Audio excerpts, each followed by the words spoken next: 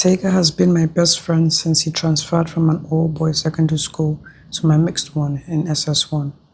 We met once at his cousin's house a few months before meeting in school, but we hardly said anything to each other. His head was too close to the TV as he played video games, and when I walked in, he barely even said hello. I disliked his attitude, and for months I avoided him until I couldn't anymore. The Nike monostrap bag was the in thing in 1995, and Taigar was one of the select few who had parents wealthy enough to send them abroad. He went on vacation and came back to school with the latest accessories. I wasn't privileged enough to live that type of lifestyle, but it didn't stop me from rocking the hell out of my bend-down select clothes. I studied the Nike monostrap bag to the T at Taigar Market. It was where my mother bent down to select clothes for a good chunk of our childhood. Normally, I didn't care for anything new or fancy, but my only condition was that they had to be original or unbranded. My mother and I had trekked the entire stretch of the market when a trader swore to us that his brother's shop had what I was looking for. He sells the best, only original items, he claimed. My tiny steps kept up with his long strides, and my mother panted behind. After a good inspection of 3 monostraps, I shook my head again to her in disappointment.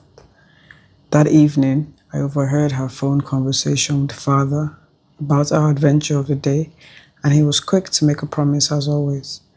"I'll send you the bag," he said, and 2 days before the first day of senior secondary school, I got my black Nike monostrap bag with the purple swoosh. Conversations with my father, Kazi, always felt like a confession. After 6 years of being away, I began to imagine his body language when he made promises that he couldn't keep. He was guilty of being away from his family. He was guilty of choosing a better paying job on a different continent. He was guilty of moving his wife, the twins, and me into his parents' 2-bedroom self-contained boys' quarters. I didn't resent him for being away for another 6 years after the first 6, because to be honest, his physical presence might have been missed, but his absence meant our lives would continue to be comfortable. The boy that knows too much, otherwise nicknamed ITK, had a crush on me, and he knew perfectly well that I did not share the same sentiments. On Valentine's Day, he called a public hearing during the sports period. Most, if not all, our classmates gathered at the uncompleted building behind the school.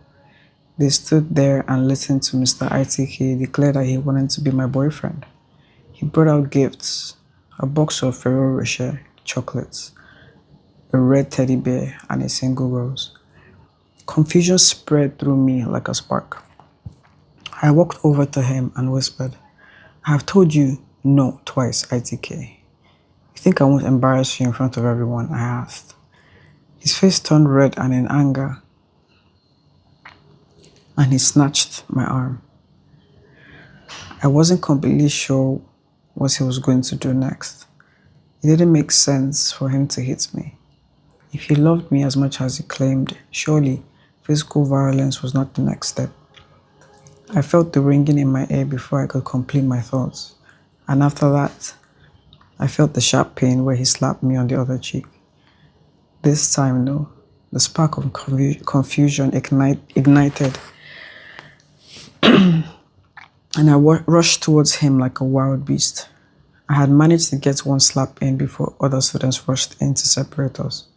The dust had settled, and I noticed a monostrap bag dangling for dear life in ITK's hands. I felt my breast to double-check and confirm that he had indeed ripped it off my chest. Before I could gather myself, my precious bag took flight with the full force of ITK's swing. He went over to the point of no return, scraping against the barbed wires that protected the blocked-colored fence from intruders. We all heard it crash into what could have been grass or water, or both grass and water. By now, I was too stunned to move. My feet were weighed to the ground, and it was the first of many times that Taigar would give me that look. "Why are you looking at me like that?" I asked him after he chased me down the stairs and pulled me out of my car. "Like what?" I pointed at his face. "That," I said. Again. He let go of my arm and looked down at his feet. He shuffled from one side to the next until I tucked my finger under his chin and raised his face to mine. The first time Taigar had given me that look, it made me warm in between my legs. "Thank you," I said as he rinsed away as much of the thick green liquid that covered my bag. He opened a small compartment in his and took out a drawstring bag. I looked curiously at this accessory as he put away my books, sanitary pads, mat set, and calculator. His voice startled me. "If ITK ever bothers you again, let me know." Taigar got into the backseat of his father's 505 and was driven away in comfort while I stayed beyond my stop on the public bus. "The monostrap is fake," I said to my father after the night telephone operator put me through, and without beating around the bush, he responded. "How did you know?" he asked, his confession as I caressed Taigar's drawstring.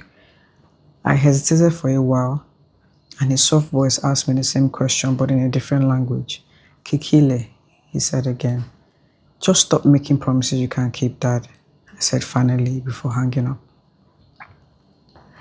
I cocked my head to the side and Taigar shook his.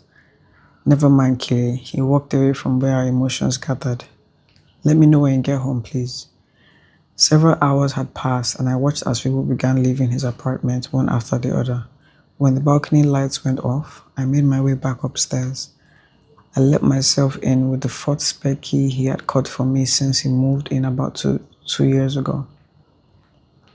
I scanned the living room for any evidence of a female guest, for a purse, scarf, or high-heeled shoes. Moments later, he appeared with nothing on but his towel. Naturally, I walked towards him and unwound the towel from his waist. "That look," I said with my lips on his shoulder blade. He lifted me onto the couch where we made love for the 47th time. Chapter 1. Back to 1.